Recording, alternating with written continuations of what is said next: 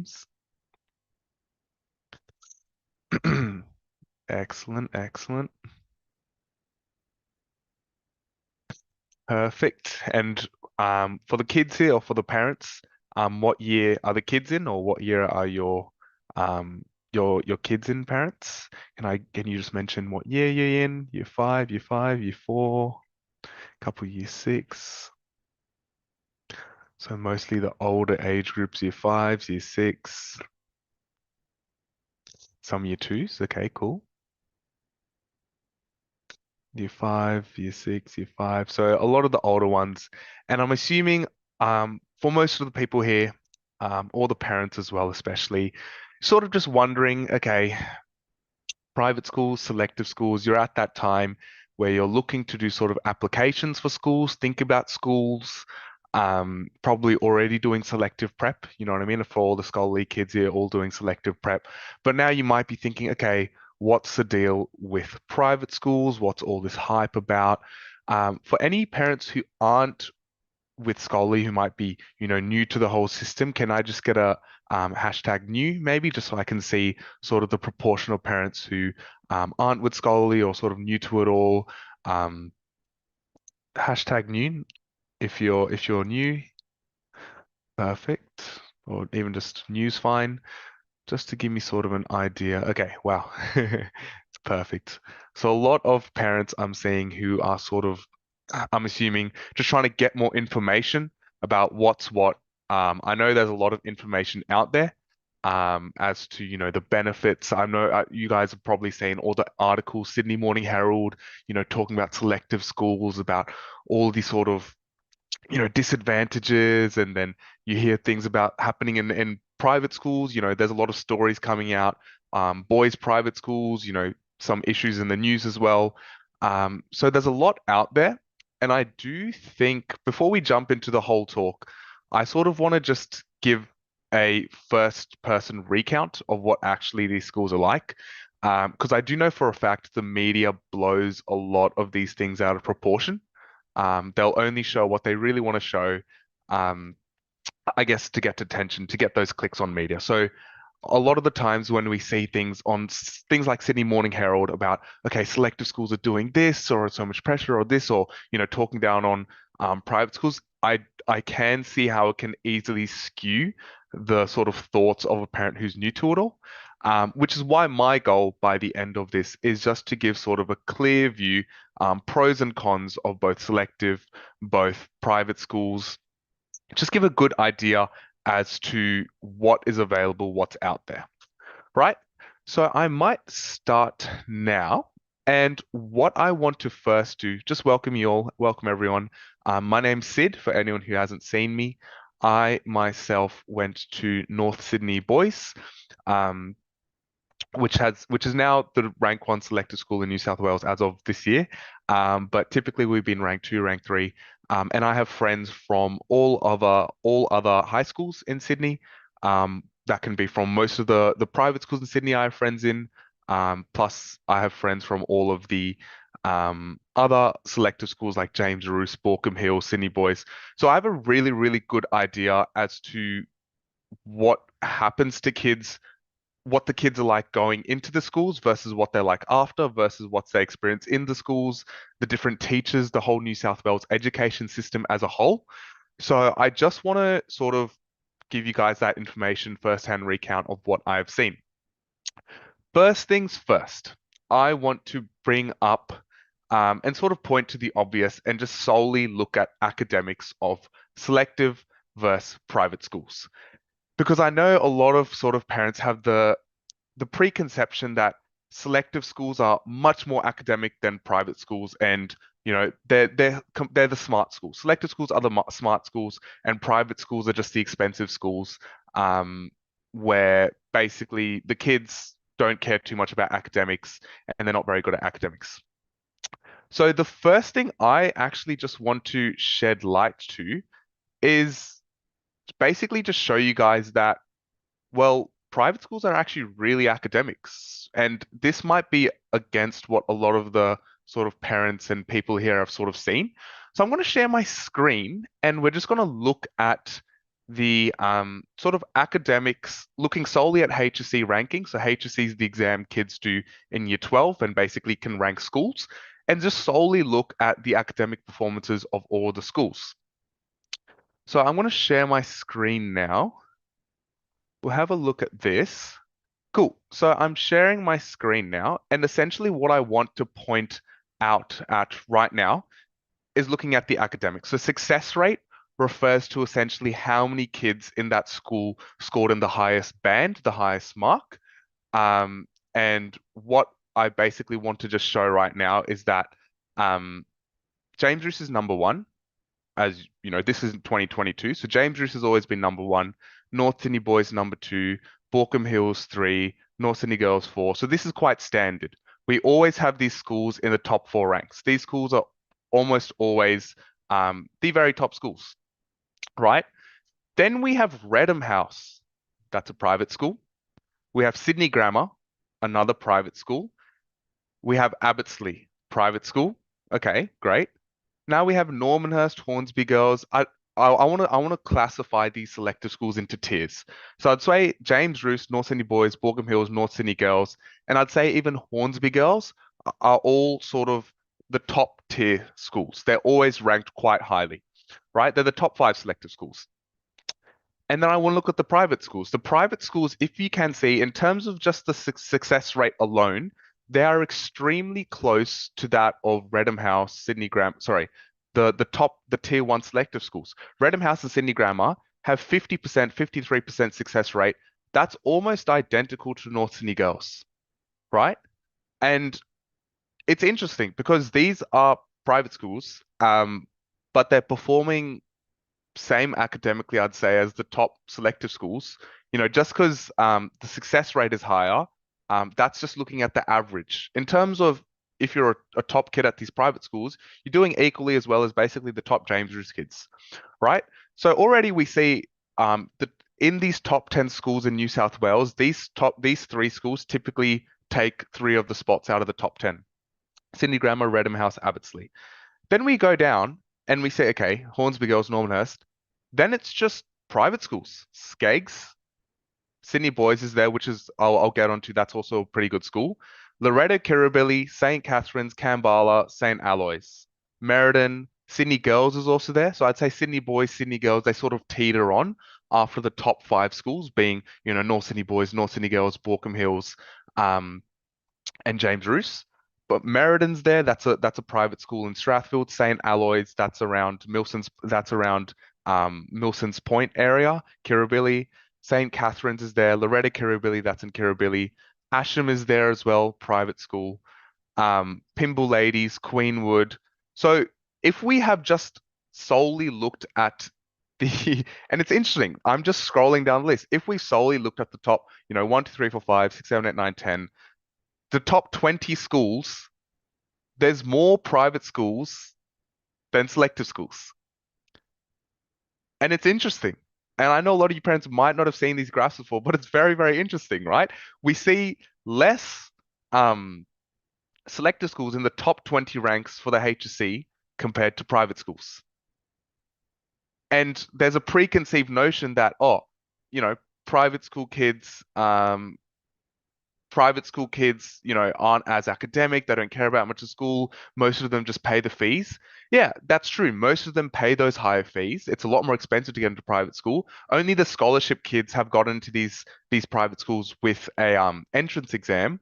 But most of the other kids, they've just paid the fees, haven't really had to do too much rigorous testing like select school kids, but they're performing better. Why is that? And I'm going to cover all that. I'm going to teach you guys all about the difference between teachers, education system, public, private, and why the system is a bit um, not ideal. Um, but it's interesting. It's interesting. This is sort of when I first saw this, I was also surprised. Wow, selective schools don't take the top 20 spots. We'll keep going. So we're at like rank 20 school here. Alpha Omega and Al Faisal, these are Islamic schools. Then we have Fort Street. This is beyond rank 20. Okay, then we have a couple more private. Winona. This is another Islamic school. Um, Moriah College, Knox.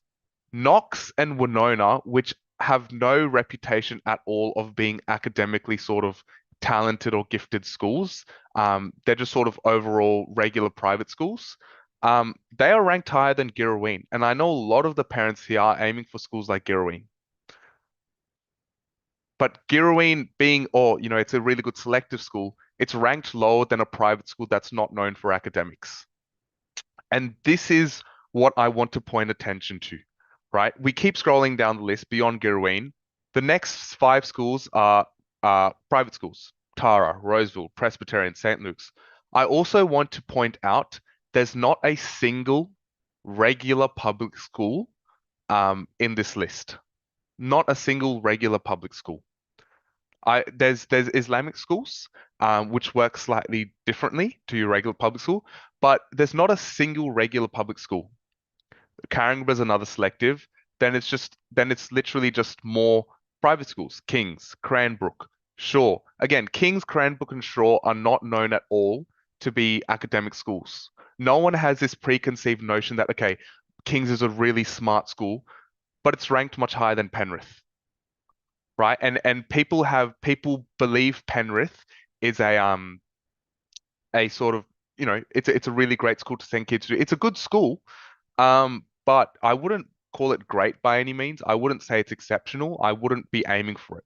I would much rather any of the other schools up here, um, because at a school like Penrith, you're only getting sort of an academic side to your education, your child's education, when really it's not that academic. And then that's what I'm going to go into further.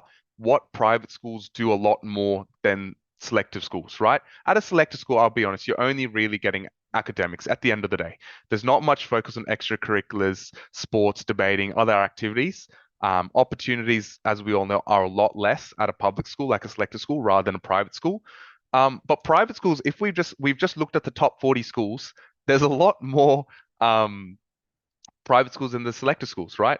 I can keep going on the list. So we've seen I've scrolled down. So Penrith is here. Then we just see more private school. That's another selective, Hurlstone. I'd say these Hurlstones, Penrith are the lowest sort of tier of selector schools. Private school, private, Hills Grammar, right? So schools like Hills Grammar, that's at the same level of Gosford High School, right? Hills Grammar has no reputation of being a selective school or academic by any means, but it's doing much better than schools like Sydney Tech, Gosford.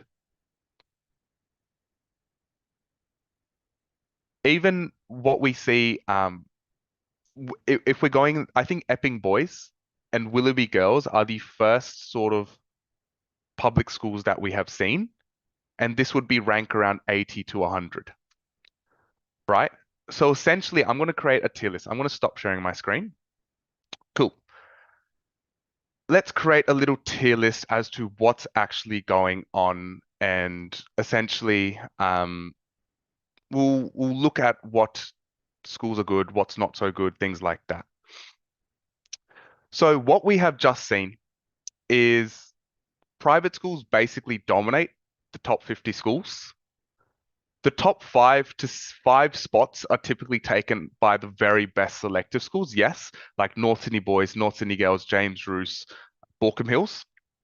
After that, as an average, it's only really private schools, right? So at the top, we have the, North Sydney Boys. These are like the best selective schools. Then we have just basically every private school. And then after that, we have schools like Girraween, like Penrith.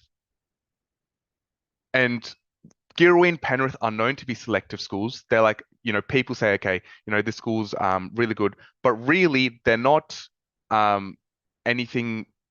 If a school is focused solely on academics, it's not showing. When you compare it to a private school that doesn't focus solely on academics, they focus on the whole spectrum, and they're still performing better than the selective school, right? So that's what I want to sort of first and foremost point attention to. And now I'm going to explain why this is happening, what is actually going on. And I know a lot of the parents here are like, okay, like what should I do? Maybe I can't afford a private school, and I totally understand that. It's not cheap. I just wanted to point attention to the fact that I speak to a lot of parents, and we're aiming for things like Girraween, Penrith, And it's good, but I would be aiming for and trying to push for a lot higher because as we have seen, the gap from one of the top selective schools like North Sydney Boys, Baulkham Hills, North Sydney Girls, it's around a 30 rank gap between the school like Girraween, right? And there's a huge gap between the selective schools themselves. It's kind of like a burger. At the top, we have the top selective schools, then all the private schools basically also at the top as well. Then at the very bottom come the rest selective schools. And then your regular public school comes at the end, which like there's the sort of if we looked at the how they rank the schools by the success rate of kids at public school is very less. Like it's honestly rare, very rare for kids to do well at a public school, and I'll get into that after, to do with the culture of these schools. But okay, let's have a chat about private schools, why they are performing so highly. When, what is the difference? How come these kids can do so much better just by paying more to go to this school? So in my time at North Sydney Boys, um, I'll start with a little story. In my time at North Sydney Boys, in my year 12 year, I had around a change of three teachers in one subject, right? And in my year of the HSC, when I was doing it, we had 35 teachers leave the school um, at North Sydney Boys. Now, what I have typically seen with these selective schools, public schools, they rotate and go through teachers really quick. And I have been able to speak to some of these teachers in the past about their experiences after. And they always tell me they allude to the fact that the management and the sort of the way the public system treats teachers is not ideal. So first and foremost, teachers aren't happy at public schools, right? Secondly, the same teachers that work at public schools, like selective schools, also work at your regular public schools. So at selective schools, the teachers are really no better than your regular public school teacher. The only reason selective schools, like the top ones, do well is because every single child does tutoring.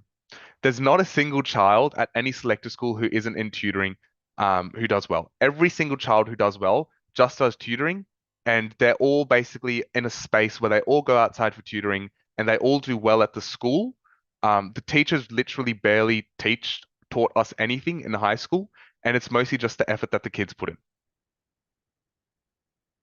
And this is, again, something that is very sort of unspoken about in the selective school culture that literally every child that does well has tutors. I know a lot of the James Roos kids, they do very well because they all have two math tutors, sometimes even three.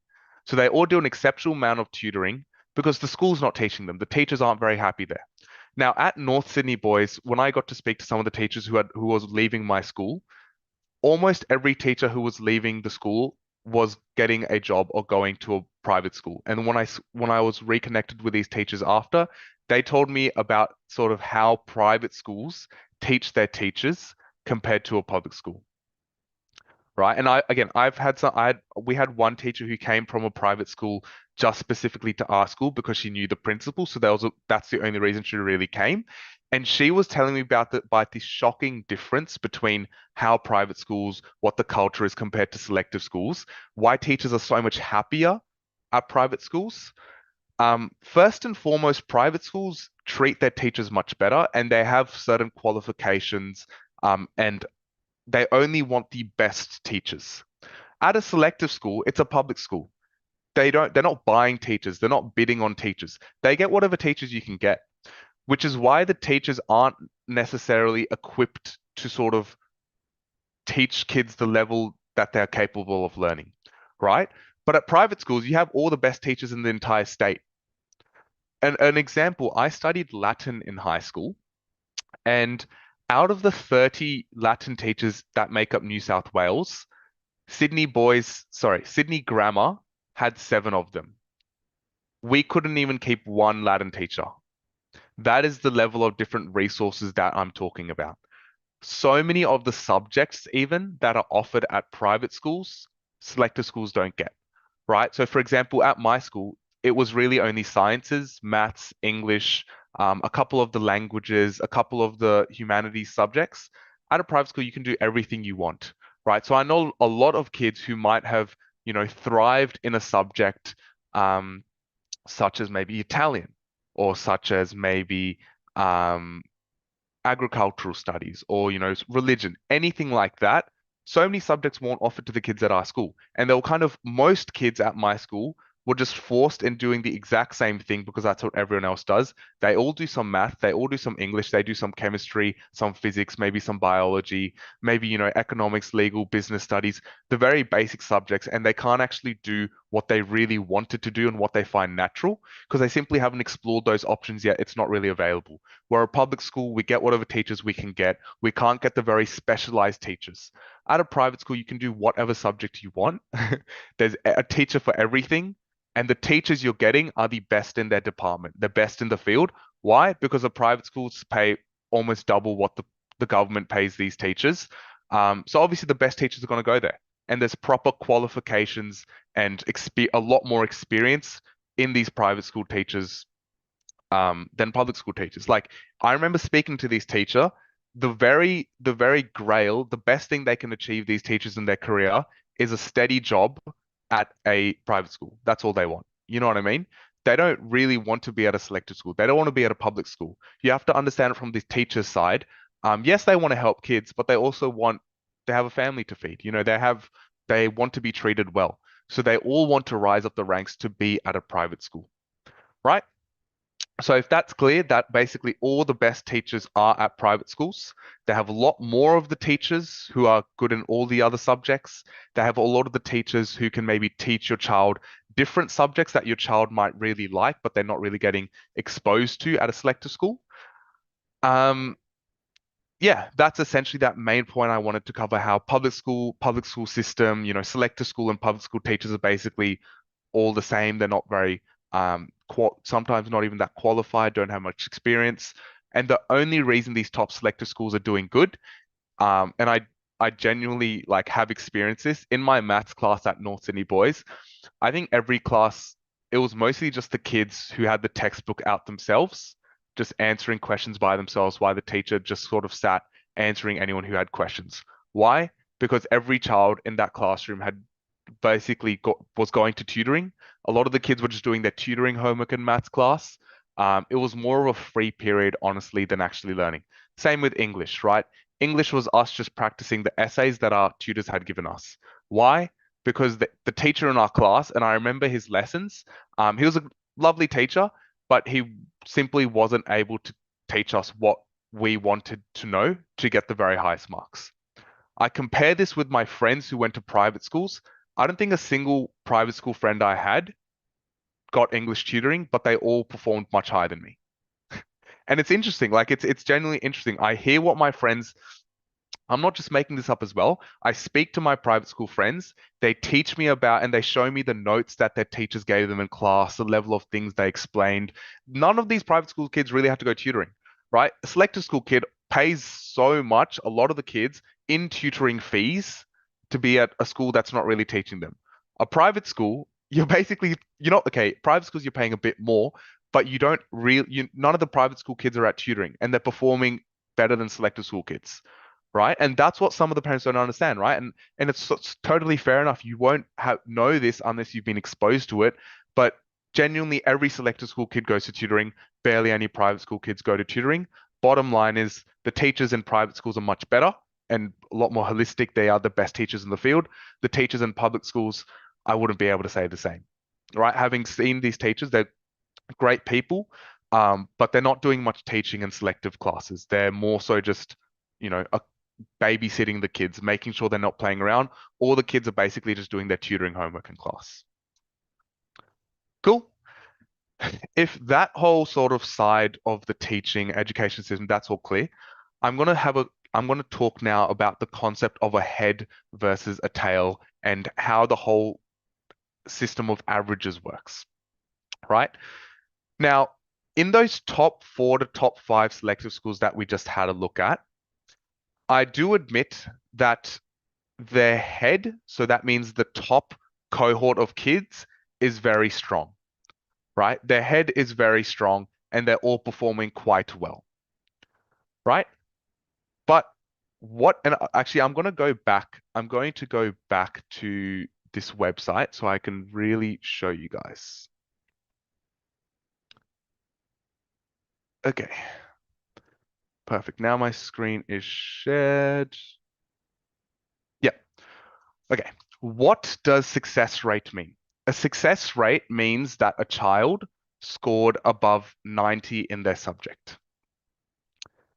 Now, if we actually look at what gets you a high ATAR mark, you need to be scoring much above 90. If you scored 90 in every subject, you would not be doing very well, right? So this success rate, I'm not actually that interested in, and I'll tell you why. Because what my school does and what all of these selective school does to get a high success rate, some of the schools alter the distribution of results so everyone can get above 90. This doesn't mean getting above 90 doesn't mean you have done well. Because to do well, you need to be above 95, 96, 90. You need to be in the 95 to sort of 97 range to have a high ATAR. Getting a 90 in a course, it doesn't mean you've done actually that well. But at selective schools, so that they can get those top rankings, they make sure a lot of the kids get maybe a 91 or a 92, right? This is actually not necessarily enough to do well to even get into things like medicine or so. It just means that the average of the kids have gotten above a 90. And that is why I find it very, because when I look at the, say, for example, the medicine cohorts or the people who've got into the top internships or scholarships or any of these very high positions or very high achievements, 9 out of 10 times it's private school kids. Why? Because the private school kids and the private schools, they aren't too fussed about trying to inflate their rankings, right? The kids who are bright are at the top level, but the schools aren't trying to balance out the results and make everyone do better. The mentality at these private schools is okay, we're going to give you everything here. If you want to study and if you're smart, you can basically go, the moon's your limit. If you don't want to study, you want to do sports, fair enough, go do sports. You'll be on a sports scholarship, you can represent the school with sports, right? So all these kids are gifted, whether it's sports or academics, and that's what this ranking is an accounting for, right? At schools like Sydney Grammar, Redham, Abbotsleigh, a lot of these kids are basically national tennis players, state tennis players. They're not going to be focusing on academics. They don't need to. Why? Because they're going to get bonus marks and study whatever degree they want to study. Almost every child in a private school has a good sports background, and the way the whole unis work in Australia, if you have done well in sports or extracurricular, debating, any other achievement, you get so many extra ATAR bonus points, and you can literally do whatever degree you want to do, right? These private schools don't actually care about trying to inflate their rankings, but that's all the selector schools what they do. So what they do at select schools, they want to try get as many people to get a 90 or a 91 or a 92, right? So the success rate gets high.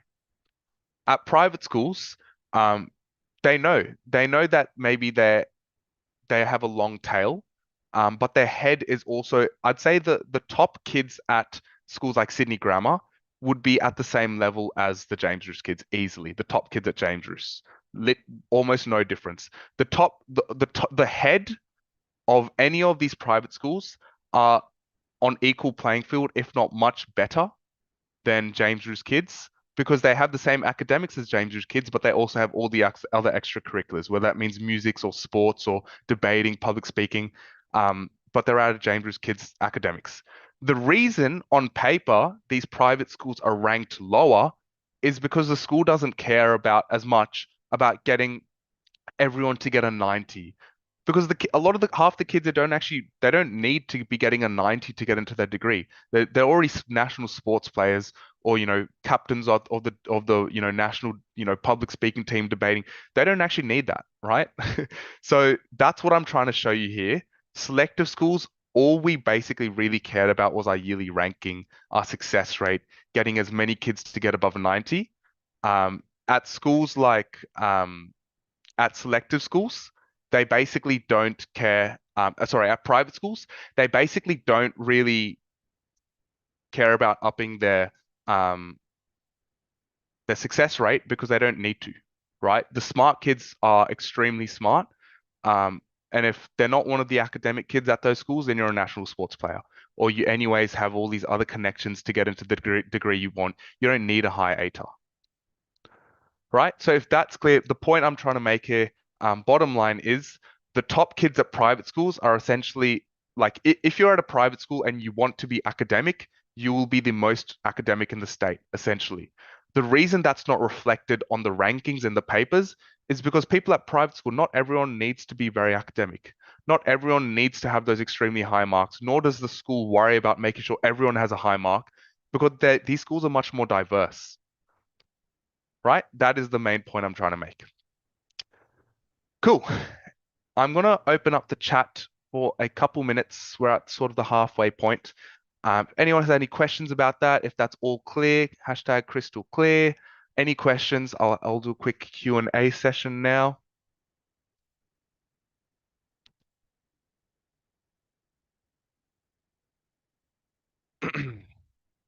Is selective better than scholarship? Scholarship is better than selective um, every time because most of the top schools are private schools anyways. And if you have gotten into a private school on a scholarship, it means you're going to be basically better than a James Roos kid, much, much better academically speaking, because you'll have access to the best teachers, best resources, best materials, much more support than you'll be getting at a selective school. The reason that the school you're going to might not on paper be shown to be, rank one, like James Roos is rank one, is because not every kid at that school cares about academics. But if you care about academics, you can be at the James Roos level a lot easier, that very top ranking because you're going to have access to the best teachers, the best support. They will literally give you everything you need. It's very different compared to a selector school. At a selector school, a James Roos kid is basically going to have two tutors basically who's going to help him get there. At a scholarship at a private school, your teacher and your whole and the maths department will be your tutors essentially. You won't need extra tutoring. School with similar rank but number of student 2000 versus in terms of the amount of students, that's interesting. I would say um, typically schools with a lot more students, it really depends on what your child likes and what you would like personally. There's pros and cons to both, which I can go through. A school with more students, and this is the next part of the talk I'm going to get into, means you're going to be connected to so many more individuals who can help you out, right? The classes will be bigger. Say if you want to study Italian, instead of a cohort of maybe two kids, there'll be a cohort of 20. There's a cohort of 20, everyone can help each other out, right? For example, at my school, the reason I was able to do really well because next to me, I sat to the guy who topped the state in four subjects and he used to give me his notes and help me out, right? So it's about those connections you can make in these schools, um, which is a big part of studying for the HSC. Like there's any of these top kids who do well, they don't do it all alone. They all do it with friends. We all work together to do well, right? So having more students, which means you could have more people around you to work well with. Having less students might mean you get more attention from a teacher. So it does really depend school, things like that. Heard that private schools do not have many electives. Does that impact ATAR? Private schools have a lot more available electives that you can do. Um, at selective schools, you're very limited, right? You either sort of do sciences or you do economics, legal studies, things like that, or you do some of the languages. At a private school, you can study whatever you would like, whatever subject you would like to do, and you will have one of the best teachers in the state to teach you that. At a public school, the teacher you get is what you're given, right? The reason kids just do the basic sciences and the basic legal studies, economics, is because you can easily get tutoring for those subjects. You can't easily get tutoring for a subject like, society and culture or, geography or history, things like that. These are hard subjects to get tutoring for, right? So the reason to selective school kids just do the sciences is because we have good tutoring available for that, like ACE tuition, project tuition, matrix, any of these random tutoring companies, that's who's basically teaching your kids, right? But private schools, you can do whatever subjects you want to do and you'll be the very top.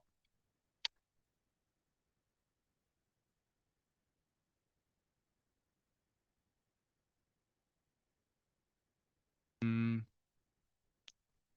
For any of the sort of parents asking about specific schools and specific areas, I would be just message on us WhatsApp for any. I know it's quite confusing. I know there's a lot of sort of details I'm giving out, but just have message us on WhatsApp and we can have a specific chat with you about the different schools, different private schools in your area, things like that.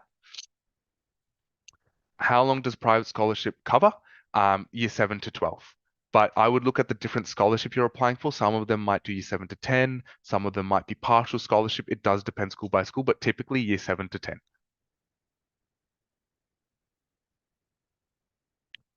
Is Abbottsley better than Pymble Ladies?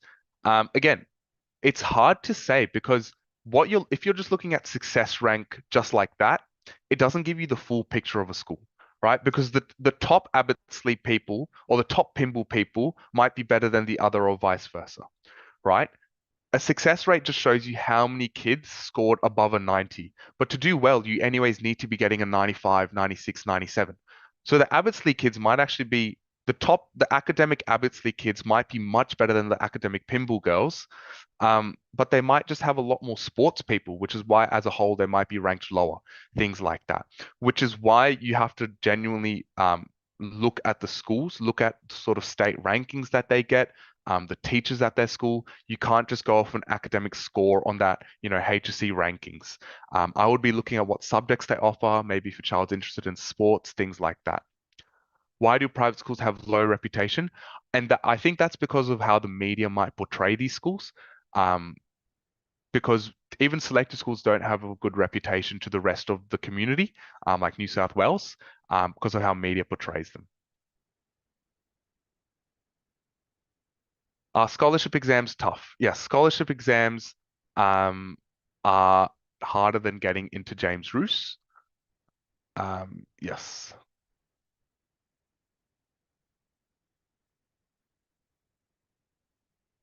Mm, all right. I see a lot of questions basically asking what schools, comparing between what schools. For all those sort of specific questions, message us on the WhatsApp and then we can help you individually, case by case. I'm more than happy to do that. So I know, again, all these sort of questions we can break down on WhatsApp. Does your school affect your ATAR score? Yes. So school absolutely does affect your ATAR score. The way you get an ATAR score, you get 50% of your ATAR score from how you have performed solely on the exam. The other 50% comes from how your cohort did in that exam, right? Or how the people around you, how your people around your rank did in your exam. So this is why selected schools can always do so well because they all do quite well. They all don't do exceptional, but they all do quite well. And that's how they all sort of pull each other up. Why? So that selected schools can get that higher ranking in the HC rankings every year. At a private school, and this is what I'm mentioning about the head and the tail before, the kids who are in that head of a private school, so that means the top, whatever many ranks, and the head is definitely smaller than maybe at a selective school. The kids in this head, they are they are not getting sort of impacted by the kids in this tail, right? Because they are getting assessed by their own score and by the score of the kids around them, which is why you can do extremely well at a private school, even if the ranking is low. I see a question about school like OLMC. You can do extremely well at OLMC or schools like that, as long as you're in that head, as long as you're in the sort of top of your cohort, you'll get pulled up about around that little bubble of people around you, and the tail won't affect you, right? But what my main message is that the head and the top people at private schools are typically equally as good or even better than the kids at selective schools. Why? Because everyone at a selective school is maybe an 8 out of 10 in terms of academic scale. And there are definitely some 10 out of 10s, right? But the kids at private schools might be either a 5 out of 10 or a 10 out of 10, right? So I'm saying that the kids at private schools are all extremely good in terms of academics, but there might be less of them. Why? Because the other kids who are maybe the 5 out of 10s, academics aren't their goal, right? They might already have connections in the field they want. co-op ships, they might have other entrance pathways, there might be sports players, music players. Not everyone is aiming to be a doctor, things like that. There's a lot more career diversity in the other kids at private schools, which I am going to cover now as well. Again, for all of these little sort of a lot of these questions, um, message on WhatsApp. If you got into the top select school and also top private school, what would you choose? Private school for sure. And I'm going to cover now more about, I've only been talking about academics so far. I want to cover now what the other side of private schools is, meaning the extracurriculars and just the general mannerism, social skills of these schools.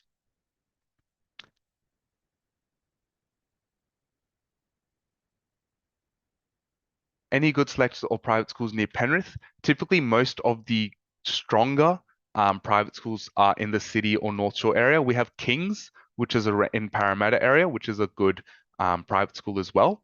But that is sort of the main one. There's not too many out in the west. Private school students also go tutoring. Yes, private school kids also do go tutoring. I'm not saying none of them go tutoring, but a lot more selective school kids go to tutoring than private schools. If you look at any tuition center, the cohort, and you ask around what school the kids are from, most of them are going to say selective. And I know this because I've been to tutoring in high school and I've done that very thing. Um, yeah.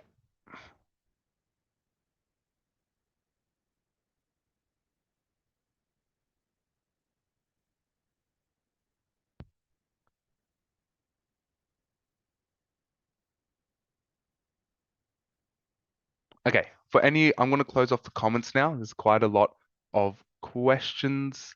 All of these questions are great. I unfortunately just don't have time to go through everything. Message us on the WhatsApp if you need any specific help, and we'll definitely be able to sort of go on about that.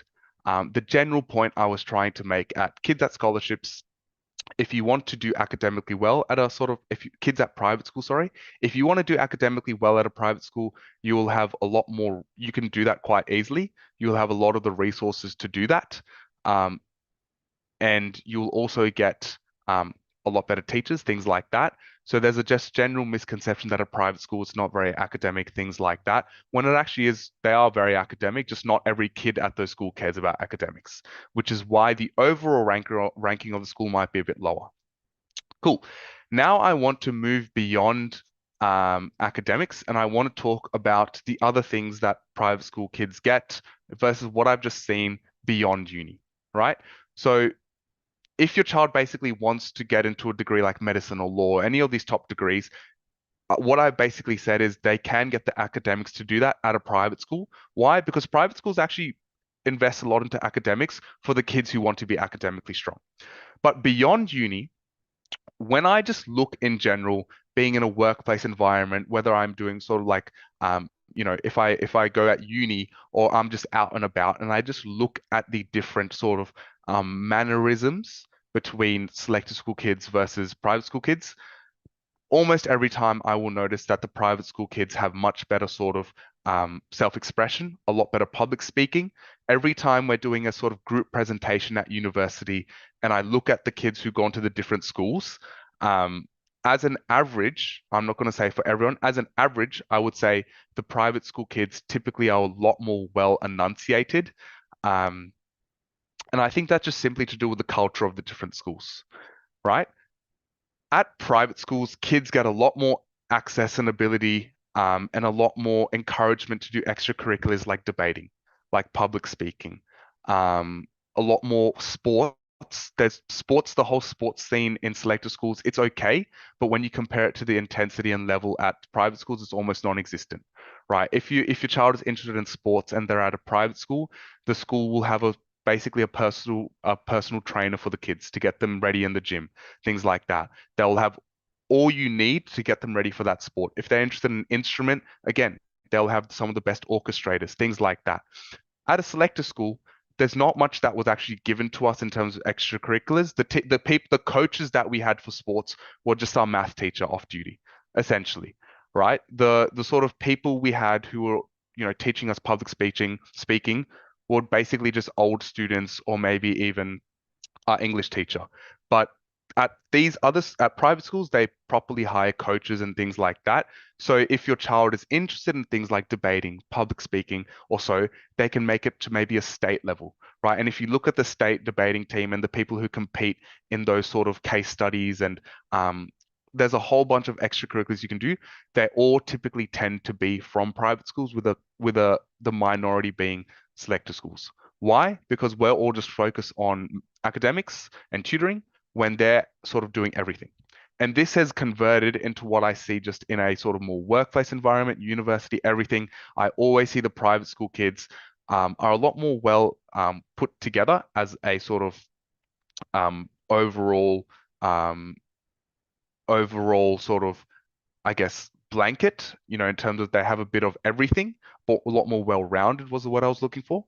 And if we actually look, and I know a lot of the parents here, you're all in the workplaces, and at the end of the day, I think being in a workplace and getting hired and getting jobs, there's nothing that can really replace your likability as your person and your ability to sort of convey who you are as a person, right? You can have some great marks, but if you can't back that up with the sort of way you speak and talk to people and get people to like you and just, things like that, it's not as favorable, right?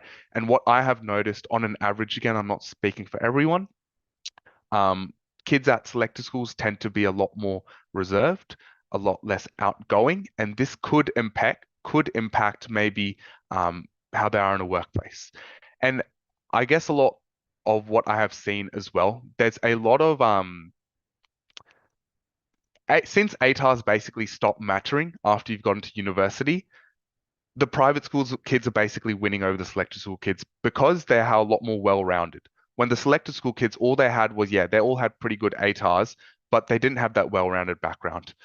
Now, all of the sort of people in these companies and things like banking, in things, all of these supervisors, all of the sort of leaders in professions, they a lot of them have typically been going to private schools, and they do favor kids from private schools. I've heard of quite a bit of favoring of private school kids. They might, if for example, one of the bosses at a banking firm might have gone to Knox and he sees a couple of kids, he might prefer the kid from Knox, right? A lot of these CEOs and peoples like that are sending their kids to private schools, right? So when they're looking in interviews and they're looking between who they connect to in that interview, they're always going to pick the private school kid typically. And this is just what I've heard from firsthand experiences of a lot of my friends, my brother.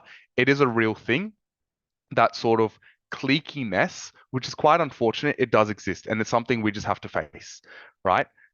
There's not been a time where, I've told someone I'm from North Sydney Boys. It's good, but if I compare that to my friends who said, yeah, I'm from Sydney Grammar, and they might be like, oh, I sent my son to Sydney Grammar, or oh, I went to Sydney Grammar myself, things like that.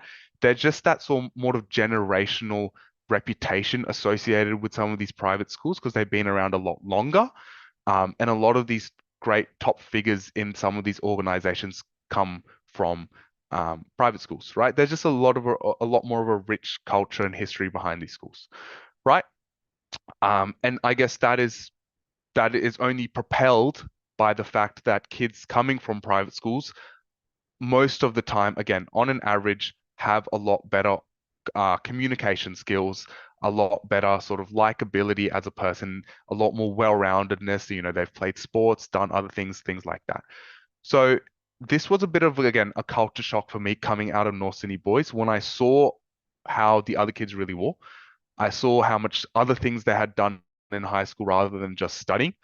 And it made me realize that selective schools do shelter the kids a lot. And yeah, that's essentially what I just want to raise attention to. Now, what I do want to sort of cover now and sort of give some of the parents maybe a plan of attack. Um, I want to cover the difference actually between the different selective schools very briefly. In terms of the difference between selective schools, I'd say those top five selective schools are astronomically different compared to schools like Girraween, Penrith, Sydney Turk, Hellstone, any of those lower ranking ones. I'd say the top five select schools like North Sydney Boys, I think Sydney Boys, Sydney Girls are great schools. North Sydney's a lot, really, really just focused on academics, but I'd say a school like Sydney Boys, a lot more of that well-roundedness, great at sports, things like that. Even schools like Sydney Girls, Hornsby Girls, they're a lot more well-rounded. Whereas if we look at some of the schools, like James Roos, North Sydney Boys, yes, they're extremely academic and good, um, but not as well-rounded potentially. But I still would like to say those top five schools like James Roos, Borkham Hills, North Sydney Boys, North Sydney Girls, Sydney Boys, Sydney Girls, I'd call these the best selective schools.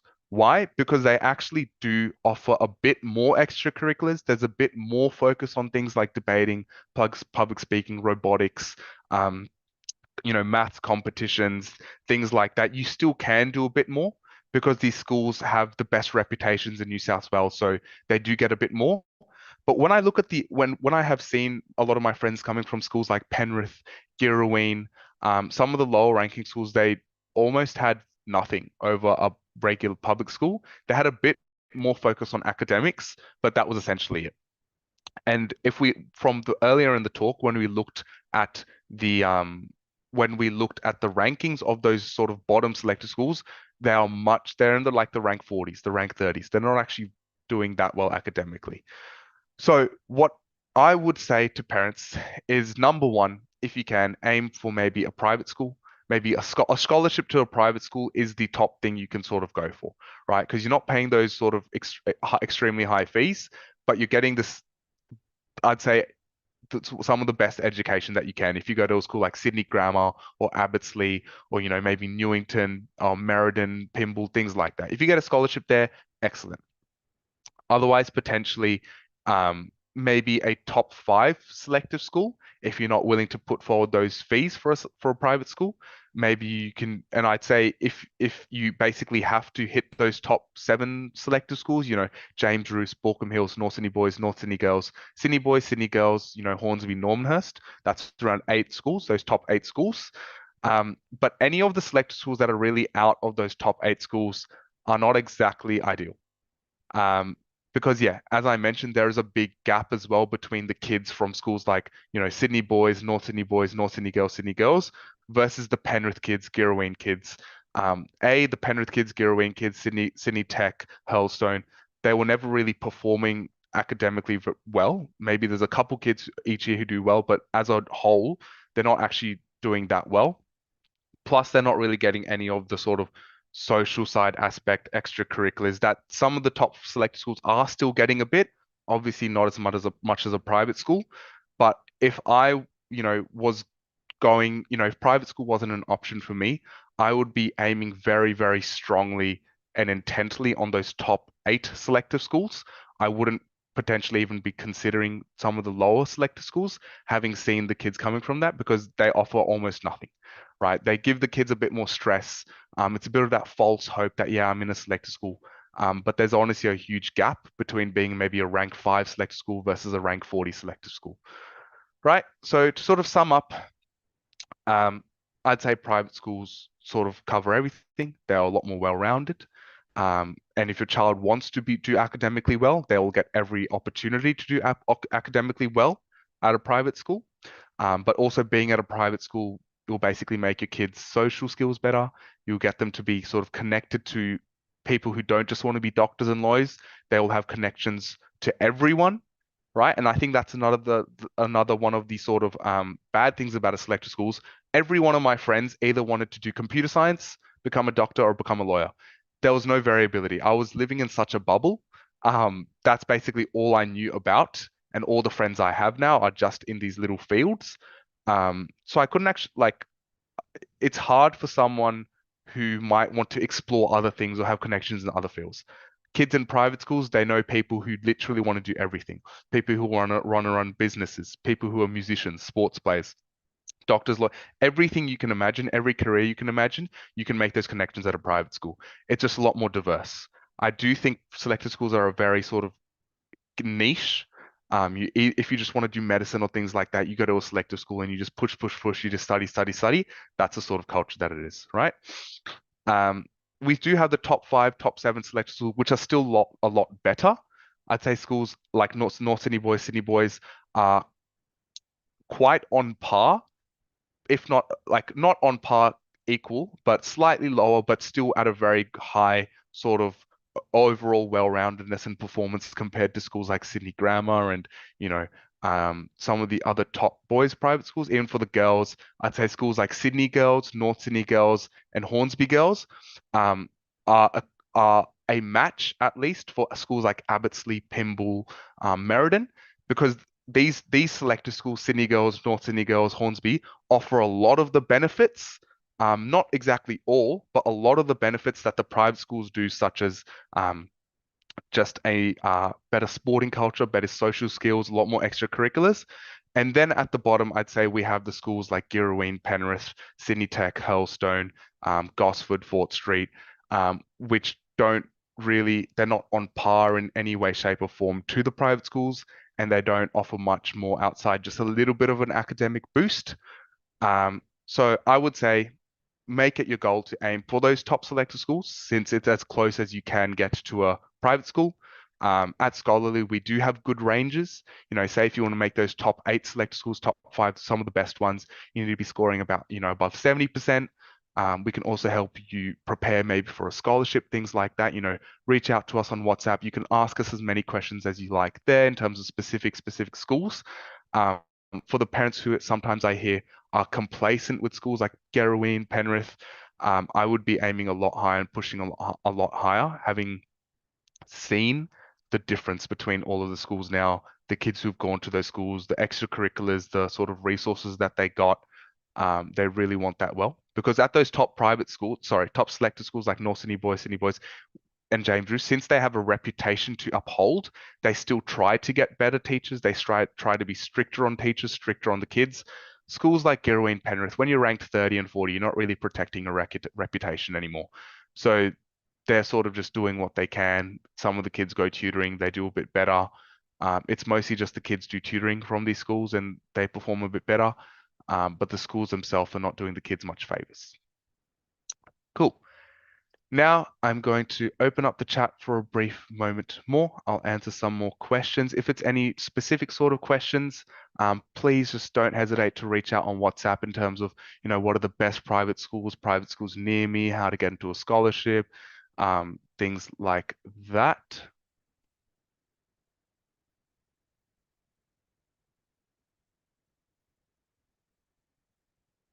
Borkham Hills, I would say if we're comparing Borkham Hills to North Sydney Boys, North Sydney Girls, I would choose North Sydney Boys, North Sydney Girls, since they have a slightly more of that private school culture, I guess, where they have a lot more extracurriculars offers and sports. And typically, what I've noticed, the kids coming from the schools in the selected schools in the city side, so the North Sydney and the Sydney boys, girls, boys, they have better social skills and they put themselves.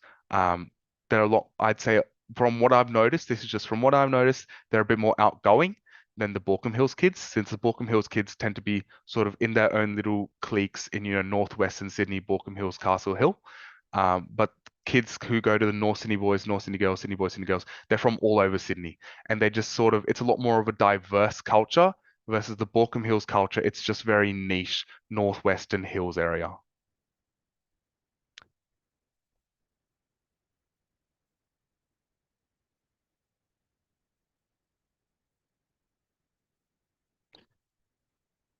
Merredin versus Santa Sabina, I would say Merredin. Top selective versus lower private for gifted kids, it would go school by school. So we can have that chat on WhatsApp. Um, if a top selective versus lower private, it would have to depend what private. I would, yeah, we'll have that chat on WhatsApp. I would say for now, maybe a lower private. It depends what top selective. If you're looking at a school, maybe like North Sydney Girls for your daughter, I think that's a really, really good school. If it's, the difference between, Hornsby Girls or, Girraween versus a lower private, I'd say a lower private. But again, school by school. Newington College is good. Winona versus Pymble. I would say Pymble is more academic. Um, and that's what I was mentioning before. If you look at a list, Pymble will always come up above Winona, right? If you're looking at what the school can offer for your child specifically, that's a chat we can have on WhatsApp. That's a chat that you can have to the school individually. But if you just look at the list, the average of the kids who perform better, Pimble. Um,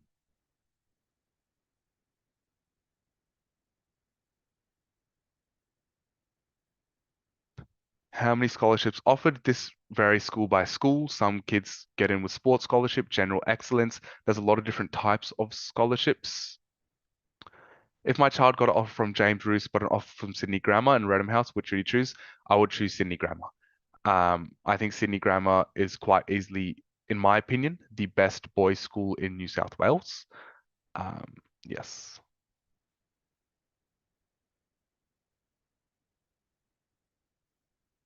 PLC versus Meriden. I think Meriden is better, but it's hard to say objectively. But if I was making that choice, I would pick Meriden personally.